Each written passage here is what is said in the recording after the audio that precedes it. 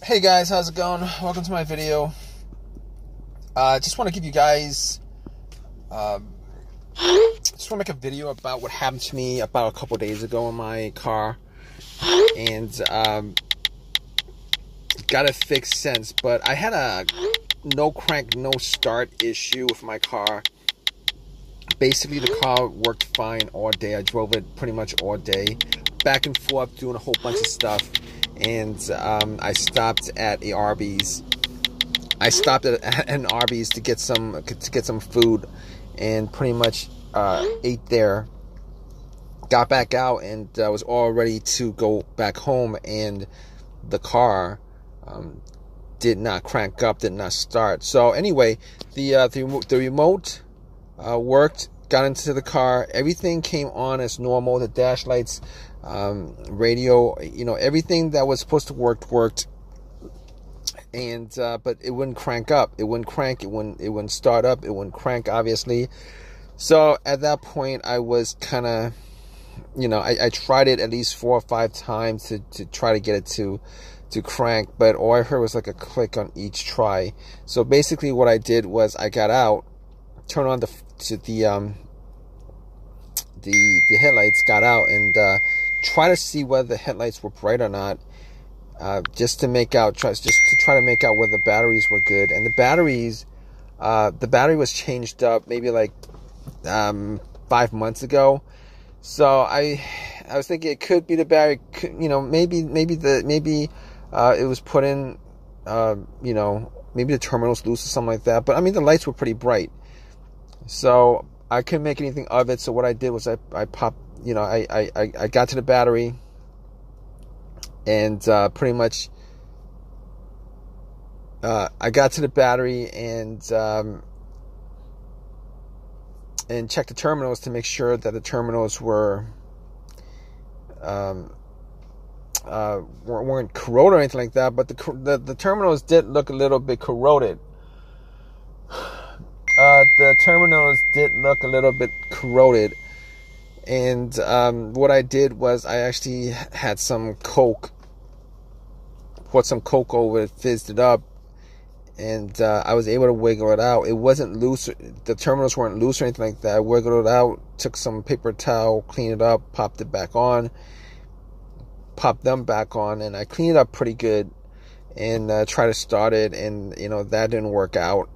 It did the same thing. So at that point, I was looking at the ground wire, because I was scratching my head trying to figure out what the problem was, and checked out the ground wire and checked to see whether the ground wire was corroded, whether it was broken off from the frame. But the ground wire looked fine. There was a little bit of rust on it, but it looked fine. So I had no issues with the ground wire, and had no issues with that. But just to be sure that it wasn't the battery, what I did was I got a power pack that I bought from Walmart, and popped that on. It was at 75% capacity, but I turned that on and tried to turn on the car. Had the same situation. It still would not crank, would not turn on. And at that point, I could rule out a whole bunch of stuff. I could rule out the battery, 100% ruled out the battery, ruled out the ground wire, and pretty much ruled out the alternator, because I thought maybe the alternator went out and it wasn't charging the battery correctly, and got into the situation where it wouldn't crank. But I really didn't think it was the alternator, considering considering the headlights were pretty bright. The battery probably had, at the very worst, had enough juice to bright up to. So I mean, I would have heard like some kind of slow crank if it was just a bad battery, but it wasn't a bad battery. It wasn't the alternator. I ruled all that stuff out. So after that, I was really confused as to what the problem was. And I remember the brake switch was one of the things that I knew that the brake switch having issues with the brake switch could cause a car not to start. So what I did was I actually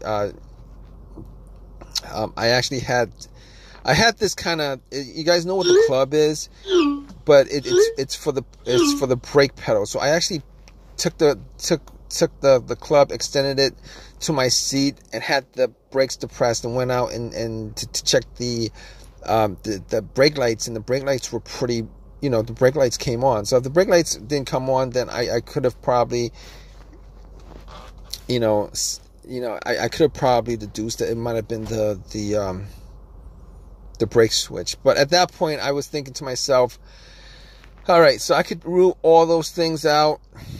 As far, it could have been a key fob too, but I changed up the battery on the key fob like 8 months ago, and I ruled that out. So at that point, I was like, okay, there's only a couple of things it could be, considering it's not cranking, it's not starting.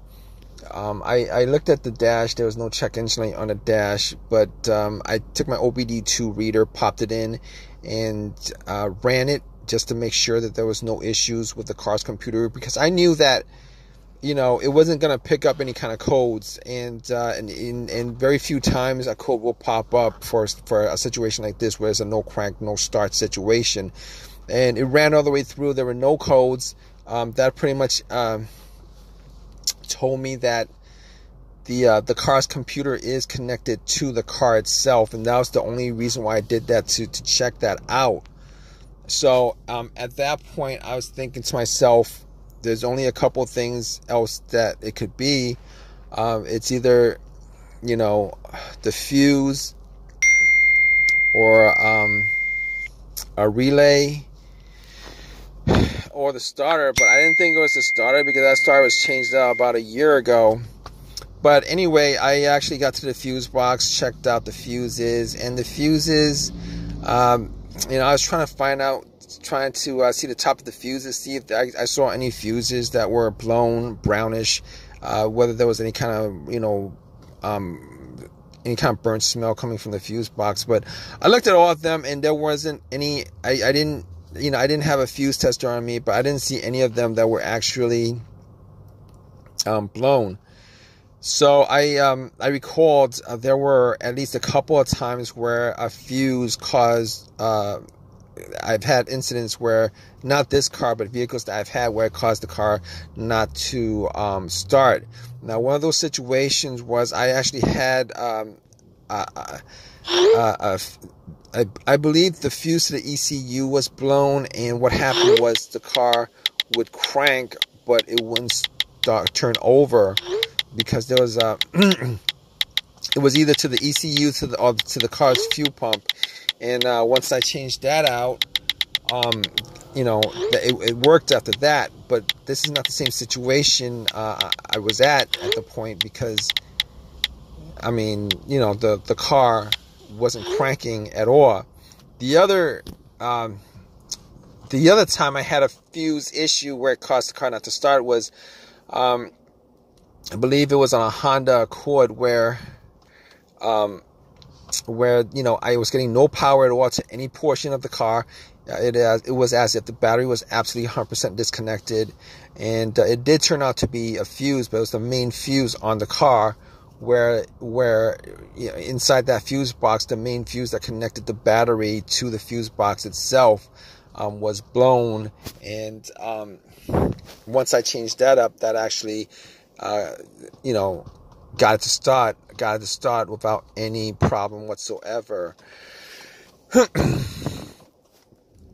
So basically, I was left with a couple of things. I was left with either the relay, one of the relays, particularly the starter relay, or the starter itself. And I was thinking to myself, the starter was changed out a year ago. There's a possibility that the starter could have gone out, because I actually bought a rebuilt starter for it, and starter was 100% warranted, for a lifetime warranty, but it was a rebuilt starter. I've had situations where a rebuilt starter, if you guys know anything about rebuilt starters, they actually literally rebuild the starter. You give them the core, and then they changed up certain parts. And I don't know. I've heard that they changed up just the parts that are broken and leave the other parts that in there. But I was crossing my fingers that it wasn't the starter, because it would have been really a real pain if it was. But moving on to my to what the real fix was on the car. It was okay. So I did the fuses. Wasn't 100% on the fuses, but they looked all clean to me, and got to the relays themselves. And I was looking at the relays, and I was thinking to myself, I was hearing a click. So normally when you hear a click, that means that the relay is firing off. For the most part, a lot of times when you hear a click, and every time you try to start your car and it's not turning, it's not cranking, you hear a click, normally it's the relay that you're hearing. But I looked at the relay, popped it out, the starter relay, and I was looking at it just to see whether there was any kind of corrosion on there or anything that could have caused it to have issues and stuff like that. And couldn't see anything, couldn't see any issues with it.